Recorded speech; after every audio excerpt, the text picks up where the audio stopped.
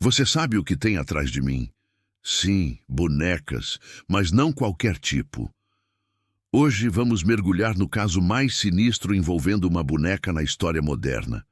A infame Annabelle, uma boneca de pano, fios de lã vermelha, um sorriso costurado. Inofensiva. É o que pensaram Donna e Andy, duas estudantes de enfermagem, quando ela chegou como um presente de aniversário. A mãe de Donna, achando que nostalgia era sinônimo de carinho, entrou numa loja de colecionáveis e trouxe para a filha uma Raggedy Ann, uma boneca criada em 1915, originalmente personagem de contos infantis. Mas essa história não é infantil. Em poucos dias, algo muito estranho começou a acontecer. A boneca mudava de lugar, mudava de posição. Braços que estavam erguidos apareciam abaixados. Pernas cruzadas sozinhas. A boneca deixada no quarto aparecia na sala, sentada ou em pé, observando. E aqui começa algo maior. Porque esse caso foi investigado por ninguém menos que Ed e Lorraine Warren.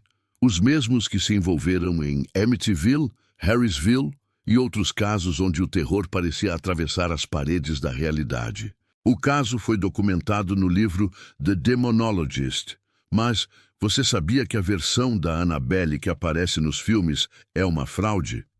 A real Annabelle continua existindo, trancada, guardada. Mas isso é assunto para mais tarde. Talvez, só talvez, ela nunca foi apenas uma boneca. Talvez ela seja um portal, um hospedeiro, um símbolo. E o que une todos esses casos investigados pelos Warren? A presença de algo que finge ser inofensivo, mas que se alimenta do medo disfarçado de afeto. Você deixaria algo ficar em sua casa se ele dissesse que é só uma criança? A Annabelle, aquela boneca de pano com olhos que pareciam de botão, mas que pareciam ver, já não era apenas um enfeite no apartamento. Ela se tornara um morador fantasma. Elas a deixavam na poltrona. Voltavam e ela estava deitada na cama. Nada além de silêncio, nenhum sinal de arrombamento, nenhuma explicação. A não ser a mais impossível. A boneca se movia sozinha. Mas o que veio depois foi ainda pior. Bilhetes, escritos a lápis, em papel de pergaminho. Ajude-nos. Ajude Lu. Bilhetes infantis, escritos com uma letra tremida. Mas, de onde veio aquele papel? As meninas não tinham papel de pergaminho em casa, e nem uma criança. Só tinham Annabelle. E então, a gota. Sim, uma gota, vermelha, na mão da boneca. Sangue? Ou algo que queria parecer com sangue? Foi o suficiente para que Donna dissesse: chega, vamos chamar ajuda especializada. E assim, entrou em cena uma médium. Contato feito. Resposta dada. Sou Annabelle Higgins. Vivi aqui antes desses prédios. Morri aos 7 anos, mas me sinto segura com vocês. Por favor, posso ficar? 2 estudantes, cheias de empatia, com o instinto maternal ativado, acreditaram, deram permissão. Mas essa é a parte mais cruel e perigosa dos fenômenos sobrenaturais. Eles não pedem permissão para entrar. Eles pedem permissão para ficar. E quando você diz sim, achando que está acolhendo uma garotinha, você pode estar adotando algo que nunca foi humano. Elas disseram: claro, Annabelle, você pode ficar. Use a boneca. A casa é sua. E foi aí que selaram o pacto. Sem saber, abriram a porta. Autorizaram a presença de algo que fingia ser uma criança. Mas o que entrou não tinha idade, não tinha forma e muito menos inocência. Foi depois desse sim que tudo piorou. E entra em cena Lou, o amigo das garotas. Aquele tipo de pessoa que sente o ambiente. Lou nunca gostou da boneca. Essa boneca é errada. Isso não é só madeira, pano e linha. Joguem fora, queimem. Mas o apego emocional falou mais alto. Foi presente da minha mãe. E por trás desse laço familiar, o mal se fortalecia. Até que Lu teve a primeira experiência. Acorda no meio da noite, imóvel, paralisado. Os olhos se esforçam para focar, e então ele vê Annabelle subindo por sua cama, pelas pernas, pelo peito, até que ela o estrangula. Com braços pequenos, mas forças que não pertencem a este mundo. Lu acorda gritando. Mas isso foi só o começo. Dias depois, ele sente uma dor aguda no peito. Olha para baixo. 7 marcas. 7 garras invisíveis. Arranhões profundos. Sangue. Sangue. 7. Um número que aparece repetidamente em rituais e manifestações demoníacas. Coincidência? Difícil dizer. Só então Donna entende. Aquilo nunca foi uma garotinha. Aquilo fingiu ser uma, para ser aceito, para entrar. E é nesse momento que entram os reforços espirituais. Padre Regan é chamado. Ele sente o peso do que está diante dele e decide ir além. Contata o Padre Cook. Eles sabem o que estão enfrentando e sabem que isso vai muito além de um espírito comum. E no horizonte se aproxima o casal Warren, porque o que habitava aquela boneca não queria apenas uma casa, queria um corpo, uma alma, um sacrifício. Padre Cook chegou e entendeu. Aquilo era maior do que ele. Não era apenas uma casa assombrada. Era uma armadilha espiritual. Então ele fez a única coisa sensata. Chamem Ed e Lorraine Warren. E assim o casal de demonologistas mais famoso do mundo entrou em cena. Veteranos de Amityville, Harrisville e tantos outros casos em que o mal usava máscaras humanas para enganar. E quando ouviram os relatos de Donna, Angie e Lu, disseram algo chocante. Essa boneca não está possuída. Silêncio. Incredulidade. Como assim não possuída? Espíritos não possuem coisas, disse Ed. Eles possuem pessoas. Objetos são iscas, são distrações. A boneca era apenas o gancho. O objetivo final? Tomar uma alma. Como um predador que sonda a presa com calma, o espírito estava preparando o terreno. Infestação. O primeiro estágio.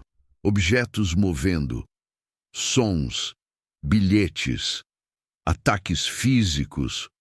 Tudo para instalar uma atmosfera de medo. Porque o medo é convite. E como um cão treinado para farejar fraqueza, ele ataca quando você sente pavor. E o espírito mentiu.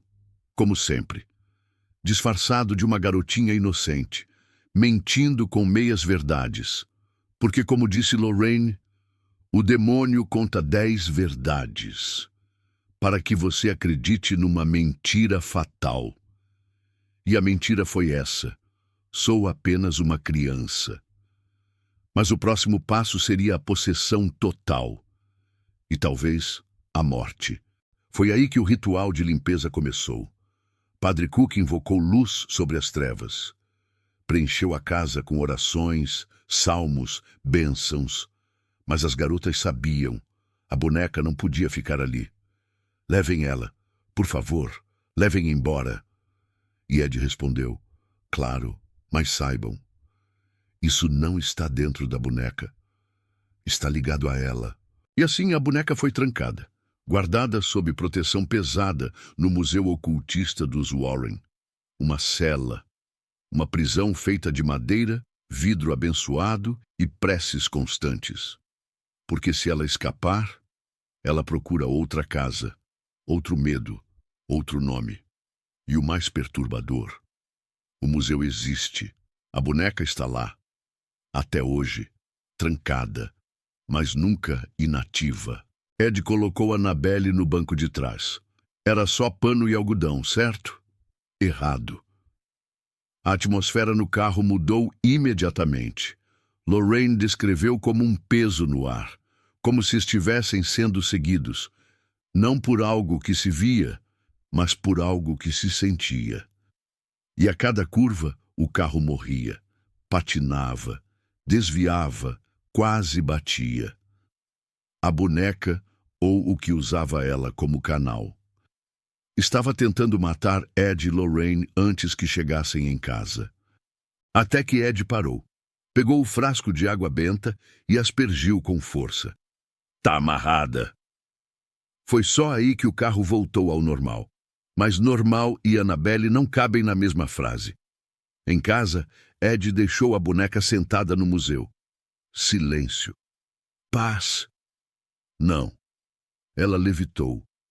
E caiu no chão como se quisesse quebrar o próprio corpo, ou escapar dele. E então, ela começou a odiar padres. Ela sentia o cheiro da fé. Padre Jason, exorcista, foi visitar os Warren. Olhou a boneca, sorriu, zombou. Você é só uma bonequinha, não machuca ninguém. E jogou a boneca. Ed o encarou com seriedade. Você não devia ter feito isso. Horas depois, o telefone toca. Jason do outro lado. Lorraine, quase morri. Um acidente quase fatal. Sem explicação, mas não sem contexto. Annabelle guarda rancor. Ela não perdoa quem duvida. E não foi só Jason. Um jovem casal visitou o museu. O rapaz riu da história. Bateu na caixa da Annabelle. Desafiou. Se mexe aí então, boneca idiota. Horas depois, acidente de moto. Ele morreu. A namorada ficou mais de 1 ano hospitalizada. Quando perguntaram a ela o que aconteceu, ela disse pálida. Foi logo depois que ele riu da Annabelle. A gente nem viu de onde veio o carro. Ed sempre dizia, não desafie o mal, porque ele ouve. E ele responde. Annabelle hoje está trancada, física e espiritualmente, numa caixa selada com orações e vidro sagrado, no coração do Museu Ocultista dos Warren.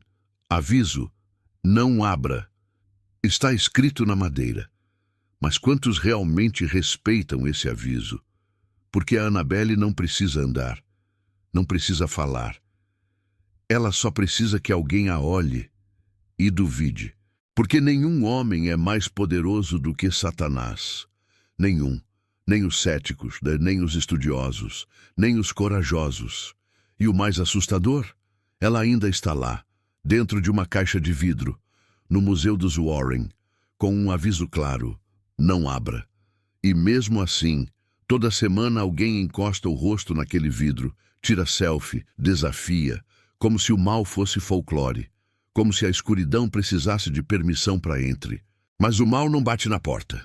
Ele entra pelas rachaduras, pelo escárnio, pela arrogância, pelo riso de quem acha que tudo isso é só um teatrinho.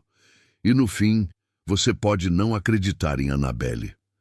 Mas Annabelle não precisa da sua crença para funcionar. Ela só precisa que você subestime. Até a próxima história, se a escuridão permitir.